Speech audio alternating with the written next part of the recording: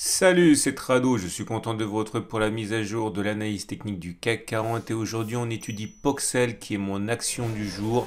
Elle fera aussi l'objet du backtest vu qu'il n'y a rien à backtester. De nouveau, aucun signal sur le CAC 40. On commence donc par Poxel qui est en situation très favorable. C'est pour ça que j'en ai fait l'action du jour. Regardez, on est au-dessus de la M7 qui monte, donc la tendance immédiate est haussière. On est au-dessus de la M20 qui monte, donc la tendance générale est haussière. On est au-dessus de la M50 qui monte, donc la tendance de fond est haussière. On est au-dessus de la M200 et donc la tendance de long terme est haussière. On a eu un croisement M20, M50, c'était il y a 2 semaines, qui commence juste à produire ses effets. Donc c'est une bonne chose parce que c'est un signal haussier de moyen terme. On a eu également un signal haussier de long terme avec ce qu'on appelle la croix dorée, hein, c'est le contraire de la croix de la mort, c'est quand la M50 croise la M200. Ça aussi, c'est quelque chose qui est généralement assez intéressant. Et pour parfaire l'ensemble, on vient d'avoir un non-croisement aussi M7, M20, dont vous savez que j'affectionne particulièrement les effets. Le problème, c'est que nous sommes... Enfin, le problème, c'est pas vraiment un problème, mais l'handicap de départ, c'est que nous sommes au contact d'une résistance. Ici, les 7,85, 7,63. C'était la zone qui a déjà mis à genoux Poxel. C'était en janvier 2021 et depuis, on a baissé significativement. Mais on vient également de s'extraire de cette résistance là qui était à 7,34, 7,25 avec une clôture significative au-dessus de cette zone qui a donc changé de polarité en devenant résistance. Donc il faut trouver une stratégie qui nous permette à la fois d'envisager un petit coup de mou sur la résistance tout en étant capable de supporter un retour jusqu'à l'éventuel support qui pourrait nous donner de l'énergie pour rebondir. C'est ça qui est assez intéressant à envisager. Donc, si on regarde les indicateurs techniques, il y a 3 choses qui m'intéressent. La première des choses, c'est l'explosion des volumes sur la bougie du jour. Quand vous avez ça, généralement, c'est que les gros rentrent. Okay, bon, c'est pas toujours le cas, mais quand on est à 6-7 fois les volumes de la veille, c'est qu'il y a quelque chose qui se passe. Deuxième chose, le stochastique vient de croiser son signal à hausse et le MACD 0 retard vient de croiser son signal à la hausse également. Donc à partir de là, j'ai tenté d'élaborer une stratégie basée sur ça. Alors tout d'abord, avant la stratégie, que s'est-il passé les précédentes fois lorsqu'on a eu un signal conjoint haussier stochastique qui passe au-dessus de son signal, MACD 0 qui passe au-dessus de son signal, et sûrement c'est ce qu'on va voir. Et je suis remonté jusqu'à l'origine de l'action pour trouver 30 occurrences. Donc, je ne les ai pas trouvées. J'avais trouvé que 29, mais on se rapproche quand même. Donc, je vais détailler un petit peu pour les petits nouveaux, une ou deux occurrences. Voilà le dernier signal qui a eu lieu ici. Ok, vous voyez que on a à la fois le MACD0 qui est passé au-dessus de son signal et le stochastique qui est passé au-dessus du sien. C'était sur cette bougie. Et voilà ce qu'on va faire. On va regarder si une fois que l'on a eu ce signal, il est plus probable que l'on redescende au niveau du plus bas de la bougie ou que l'on aille faire la même distance au-dessus. Alors ne désespérez pas si vous débutez. Regardez, le signal a été donné ici. Entre la clôture et les plus bas de la bougie, il y a moins 1,04. Est-ce qu'on a d'abord fait plus 1,04 ou est-ce qu'on a d'abord fait moins 1,04? Vous voyez, on a d'abord fait 2,81 avant de baisser. Donc je considère que le backtest est réussi. Et là, vous avez un backtest, en l'occurrence, qui a échoué, puisque le signal a été donné sur cette bougie-ci. Est-ce qu'on a d'abord été chercher la distance entre les plus hauts, enfin la clôture et les plus bas de la bougie, à savoir 3,42, ou est-ce qu'on a d'abord fait plus 3,42? Malheureusement, comme vous pouvez le voir, on a fait 3,27, mais on n'a pas fait 3,42. Et après, on est descendu ici plus bas que le bas de la bougie, donc je considère que c'est un échec de la stratégie. Maintenant que vous avez compris comment ça fonctionne, on enchaîne. Un succès sur cette bougie-ci, un échec, encore un succès. Allez, je le développe une dernière fois. Vous voyez sur cette bougie, est-ce qu'on a d'abord fait moins 3 ou on a fait plus 3? On a fait beaucoup plus que plus 3, on a fait même plus 20, plus 25, ouais voilà c'est ça. Mais en tout cas c'est un succès, encore un succès, un échec de la stratégie, encore un succès, encore un succès, encore un échec, un succès, un échec, un succès, un échec, deux succès, deux échecs, un troisième, un quatrième échec d'affilée, un cinquième échec d'affilée, 1, 2, 3, 4 succès d'affilée, 5 succès d'affilée, un échec, et ça y est, on est à l'origine de Poxel. Et on arrive à la statistique suivante. Sur 29 occurrences, on a eu 16 succès et 13 échecs. Autrement dit, ça a fonctionné dans 55% des cas et ça a échoué dans 45% des cas. Alors si j'avais pris ce backtest-là, c'est que si ce backtest s'avérait vérifié et efficace, eh bien on aurait plus de chances de faire plus 7,36, voire plus, hein, c'est pas la question, mais en tout cas au moins 7,36 avant de faire moins 7,36. Et l'avantage, c'est que ça nous permet de mettre un stop loss en dessous du support qui normalement devrait statistiquement tenir. Donc on aurait la possibilité d'avoir un trade qui est intéressant même si on est au contact d'une résistance. Donc voilà, donc pour faire simple, il y a véritablement ici une action sur laquelle vous devriez vous pencher. Bien sûr, c'est pas un conseil, hein, je ne fais que partager ma méthode.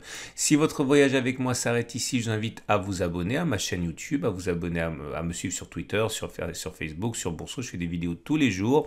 Également, vous trouverez en dessous de cette vidéo un lien pour aller écouter d'une part des tutoriels, mais aussi des podcasts des traders, des meilleurs traders de France que j'ai la chance de pouvoir interviewer.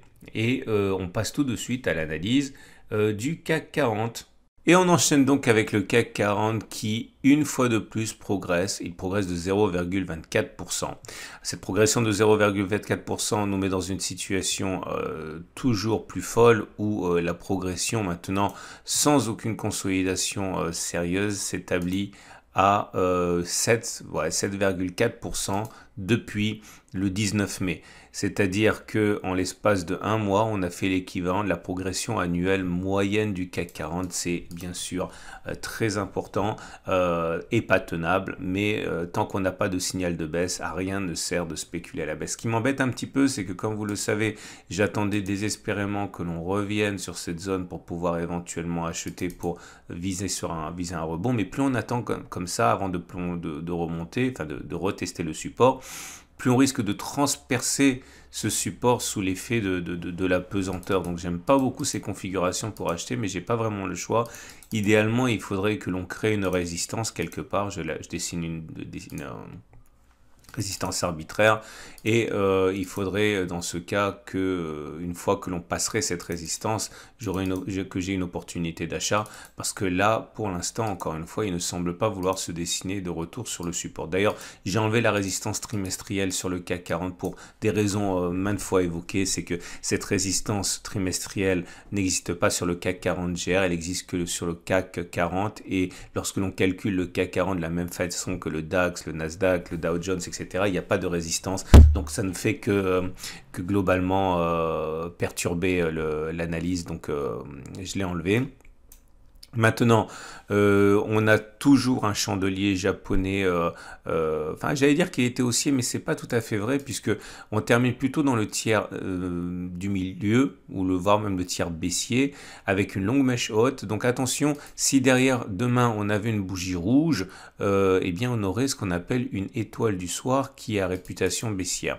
Donc à surveiller de près. En tout cas, lorsque l'on regarde les bougies Aiki Nashi, il ne semble pas pour l'instant se dessiner le moindre signal de baisse, hein. Bien au contraire, hein, pour faire écho à la bougie haussière de vendredi, on fait une nouvelle bougie haussière ce lundi, haussière car c'est vert, et haussière parce qu'il n'y a pas de mèche basse. Donc les précautions que j'ai prises en analysant la bougie en chandelier classique n'est absolument pas confirmée par les bougies Aiki Nashi qui sont toujours positives, et vous ne rêvez pas un nouveau bloc 3-line break ici, hein. Vous voyez, c'est pour ça que j'aime bien attendre le premier bloc vert après une série rouge, parce que généralement on s'arrête pas en si bon chemin, hein. En tout cas, c'est aussi, hein, c'est pas la peine de voir midi à 14h. Je le répète pour les petits nouveaux, il y a forcément un moment où ça ne marchera pas, il y a forcément un moment où il y aura une consolidation, on ne monte jamais éternellement. Mais voilà, jouer à la baisse alors qu'on a ce faisceau d'éléments positifs, c'est quand même une prise de risque qui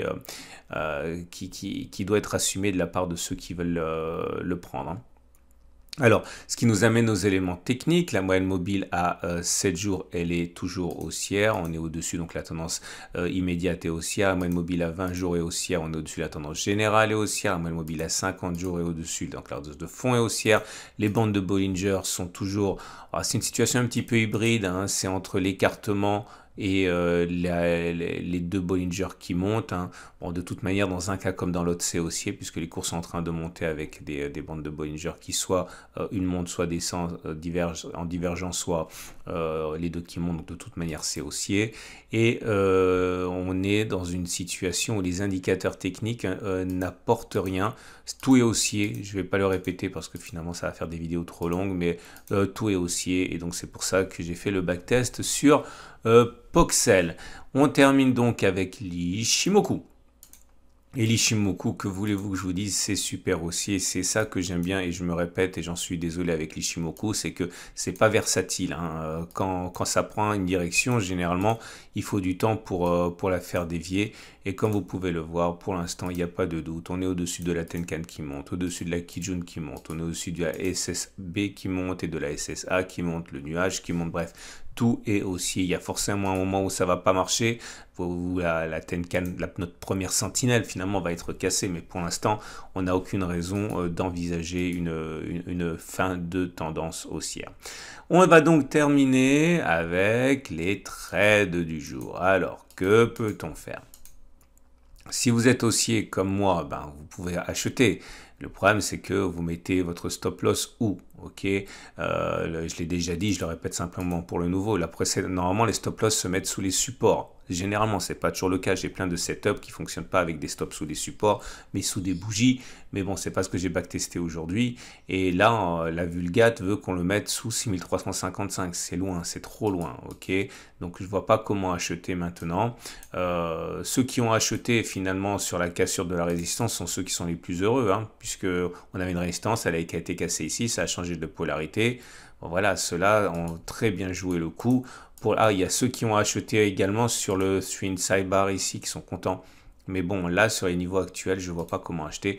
Et le pire, c'est que pour spéculer à la baisse, je ne vois pas non plus parce que vous devez, dans la même logique, mettre un stop loss en dessous d'une résistance et il n'y a pas de résistance. Seuls peuvent éventuellement entrer en action ceux qui veulent anticiper de manière un petit peu, on va dire, pas aventurière, mais quand même une étoile du matin, une étoile du soir, donc une bougie rouge ici, en mettant un stop loss très court au-dessus des plus hauts de la bougie, pourquoi pas, c'est un peu risqué, mais c'est la seule solution que je vois pour les traders qui veulent spéculer à la baisse.